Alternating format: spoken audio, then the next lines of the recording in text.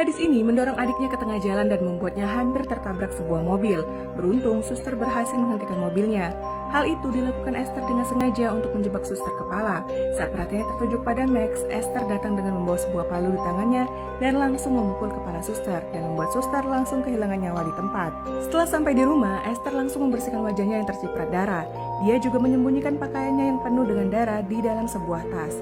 Esther juga mengancam Max agar tidak mengatakan kepada siapapun. Jika tidak, maka dia juga akan memukul Max dengan palu.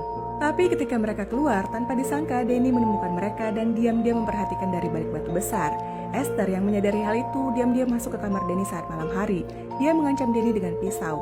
Jika Danny mengatakan apa yang dia lihat kepada orang lain, maka dia akan memotong burung masa depan Danny. Danny sangat ketakutan mendengar itu. Beberapa hari kemudian, Esther menemui seorang psikiater yang diatur orang tua angkatnya.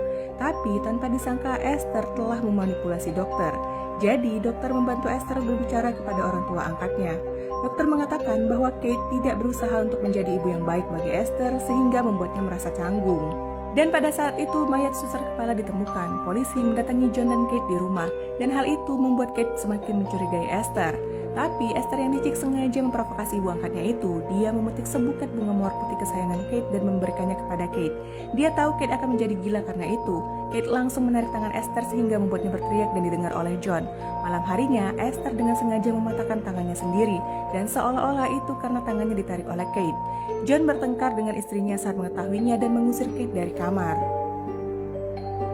Besoknya, saat Kate sedang mengantar anak-anak ke sekolah, Danny secara tidak sengaja menjatuhkan buku-buku miliknya.